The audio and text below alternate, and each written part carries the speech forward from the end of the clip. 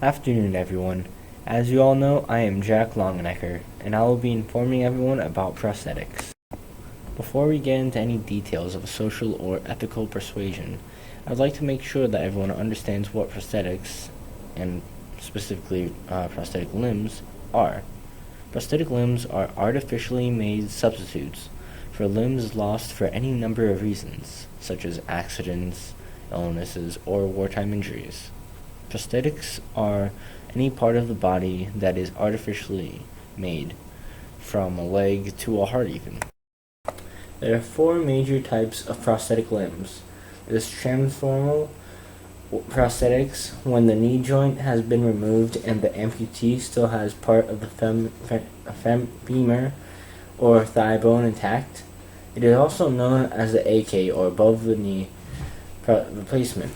Next, we have the transradial prosthetic, meant for patients who have been amputated through their forearms, and is also known as a BE, or below the elbow replacements. On the other hand, there's transhumeral prosthetics, and they are meant for patients who have had amputations made above their elbows, and can be called the AE, or above the elbow replacement. Last but not least, we have the BK, or below the knee prosthetic. It's officially known as the transtibial prosthetic, and is an artificial limb that replaces the leg that is missing below the knee if it has to be amputated.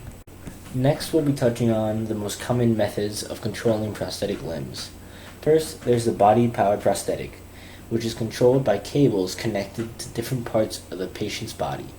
The cable either runs from the prosthetic arm across the back to loop around the healthy shoulder, or is harnessed to the healthy wrist. The motion of the hand may be powered by either abduction, or motion away from the body's midline or core of the shoulder, or by the flexation, the movement that decreases angle between two body parts of the wrist. This model has multiple advantages, them being it's cheap, reliable, lightweight, simple, less inconvenient than most, and has a more personal feel to it. The downside to this method is that the cables make someone's movements appear awkward, it becoming quite obvious that you're wearing a prosthetic, and often brings unnecessary attention to this prosthetic. Also, it can take a certain amount of strength in order to use this type of prosthetic. Alternatively, there's the myoelectric controlled prosthesis, which is an externally powered artificial limb that is controlled with electrical signals generated naturally by your own muscles. Unlike the body-powered prosthetics, this replacement makes use of a battery and several electric motors to function, and is fitted with suction technology to hold the limb in place, removing the need for cables and straps. This grants the amputees the choice to conceal their prosthetics for cosmetic sake.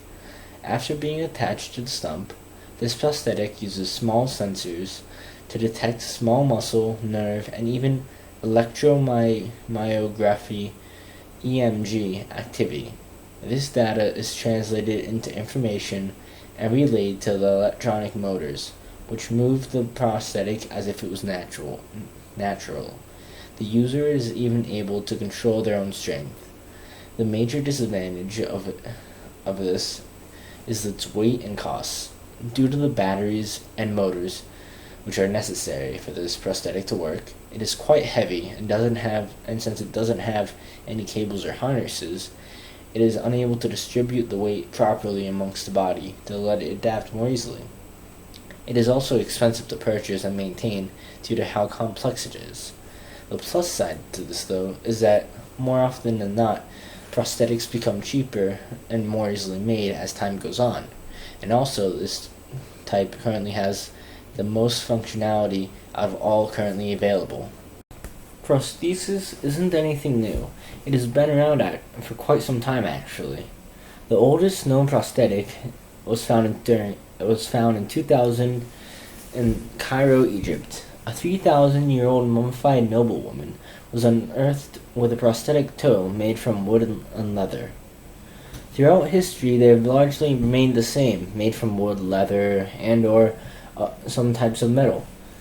designed or made with one specific purpose or way of use, or for even cosmetic purposes only, but none of the functionality that is often seen in the modern versions that can grip. It wasn't until the 16th to 17th centuries that artificial legs were able to bend or hands were able to properly grip things. And that even then it wasn't until after World War II when the National Academy of Science started the artificial limb program that large-scale improvements began happening. An interesting development in the last year or so is something called the peripheral nerve interface. Basically, it is a bridge between the peripheral nervous system and a computer interface, which serves as a bidirectional information transducer, recording and sending signals between the human body and a machine processor. The interface to the nervous system usually take the form of electrodes for stimulation and recording, though chemical stimulation and sensing have been hypothesized to be possible. One of the major issues with prosthetics is the cost. A single prosthetic limb can cost anywhere from $5,000 to $50,000, and the average cost for an amputation without medical care can be between $20,000 to $60,000. Just the prosthesis and the surgery can cost anywhere from $25,000 to $110,000, and that's ignoring things like inpatient rehabilitation, physical and occupational therapy, and even the maintenance of the prosthesis costs that will grow over time. The process is both economically and time-wise costly. The more expensive the prosthesis, the more comfortable and complex they are, as well as the greater functionality they possess. When taking these costs into account, I find myself questioning their necessity. I believe that if someone needs a prosthetic, then they should have access to them, but it should not be based on a financial decision. If someone has a career that requires certain limbs, such as arms for a construction worker or a doctor, and requires precise movements, they should be supplied with prosthesis such as the myoelectric controlled prosthesis, which functions smoothly and has an almost unrestricted range of motion. If someone doesn't work at all, or is in a profession that doesn't require the use of a limb that they may have lost, then they should receive a less advanced prosthesis. This in turn will prevent people who've dedicated their lives to a profession from being unable to use their skills and talents simply because that they don't have the financial background to afford it, or that they've fallen into financial hole because of their amputation. I feel that this is important because it shouldn't matter how many zeros they have in their bank account, but whether they can use a prosthetic to the most efficiency.